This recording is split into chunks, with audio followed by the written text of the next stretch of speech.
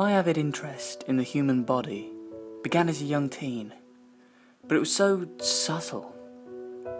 It began with tiny things, taking apart mechanical things, remotes, electronics, even a bed. I was so curious. I just wanted to know what made up these things, what made them move, come alive, do what they do. It was such a fantastic mystery, pulling apart a computer to find millions of parts that hum and vibrate. Well, the only problem is that I could never put the mess of bolts and bits back together.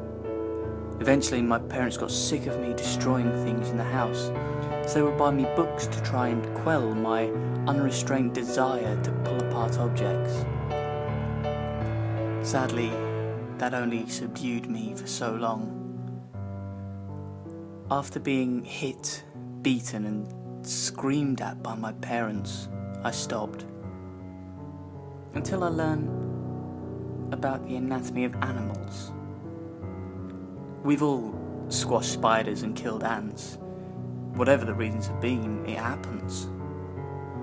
I did this as a kid, but I never thought about cutting them open and taking a look inside them. It was a summer day, and I was relaxing outside. Our dog Alex bought me a present, you should call it. A rat.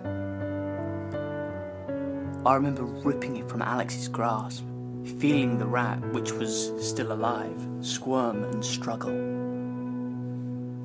I would have thrown it away and forgotten about it, but I felt something. A pulse.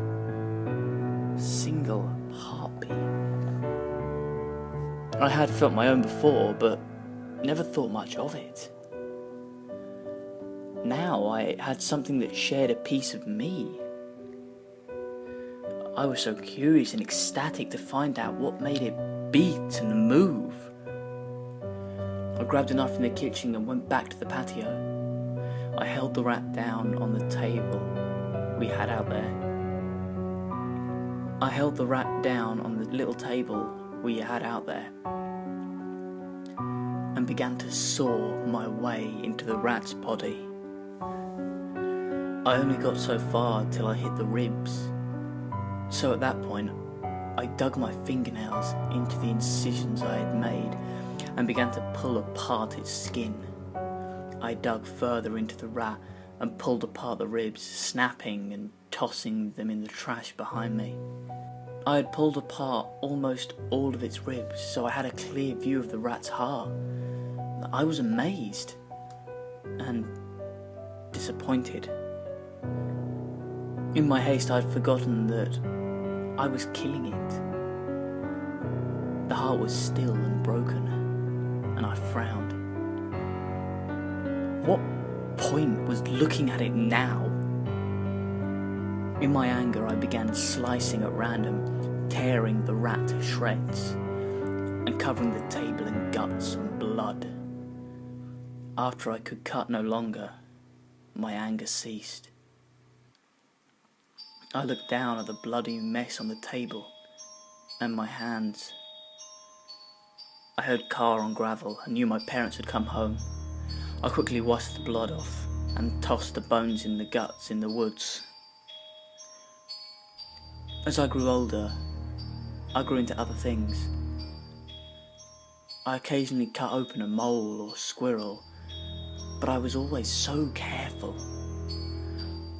All I wanted is to see the heart beat, but every time I got that deep, the animal would die. I would grow frustrated and mutilate what was left of it. I had to be sure my parents never found out what I did.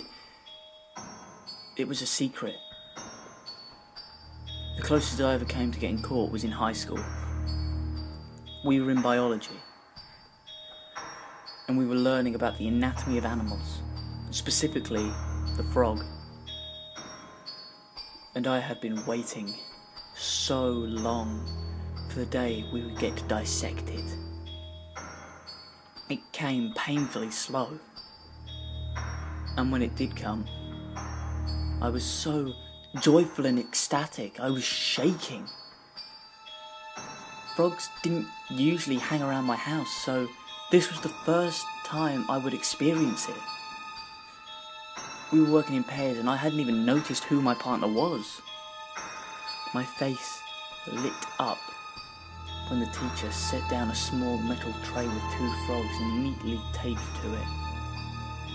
We were separated into sections with small walls in between each section, giving everyone privacy.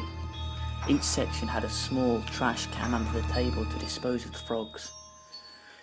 I sat down next to my partner and took the scalpel. My partner began to talk about what we had to do. I completely ignored him. I began cutting away, inspecting and savouring each thing I cut out. It went from a slow, steady pace to a rampage. I simply cut and cut, feeling a growing sense of bliss. My partner stared with complete disbelief at me, but I continued. Soon, there was nothing left on the tray except the other frog and a pile of unrecognisable guts and pieces. I calmly dumped my bits into the trash can, walked up to the teacher and told her I had to go to the nurse. My partner never spoke to me again. But now, I can't contain it anymore. I went to medical school to try and become a surgeon, but I can't wait. This morning, I called the cable company complaining about my TV acting up. They sent a mechanic over. I told him that my TV was in the basement. I followed him downstairs, and before he could ask me what the TV was, I took a metal baseball bat and hit him over the head. I tied him to the bed and began to sharpen my butcher's knife. When he came to his senses, I had just finished sharpening the knife. He struggled against his leather restraints as I brought the knife near his hand. Turning the knife sideways, I began to slowly peel away the skin. I had given him painkillers, but the look on his face was pure terror. He tried to scream out loud, but I gagged him. I dug the knife into his raw hand just half an inch and began to peel away little bits of muscle and skin. I had reached the tendons, and one by one I began to pluck them out. Each pluck sent a shock through his body, and finally I undid his strap. He tried to move his hand, but it hung limply. He was barely conscious now, so I gave him more painkillers. Then I began to work at his leg, repeating the process I did with his hand. Now his legs were raw, and both his hands and his legs were bleeding freely. Before I could finish his legs, he passed out, and his legs stopped struggling. I got angry. I fell into my old habits. I slashed and stabbed his legs, ripping them to shreds until I reached bone. I sharpened my knife again and began to cut his fingers off, one by one. He died as soon as I began this process. I got so frustrated. I didn't even begin his head or torso. I began sawing away his face, ripping out chunks of flesh. I cut lacerations from ear to ear, ripping open his mouth. I cut his throat near the top and pulled his tongue through.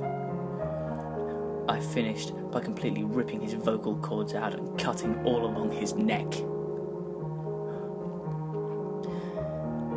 I got too curious, so frustrated that everything died before I could finish.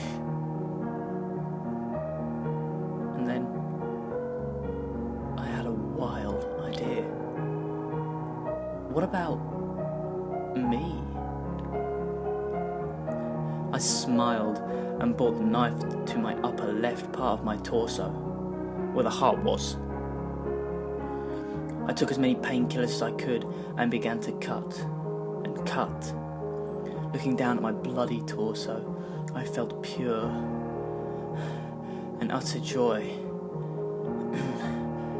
And then it happened. I pulled out a small red object, and it gave a single beat. One slow and utter beat. And then it stopped.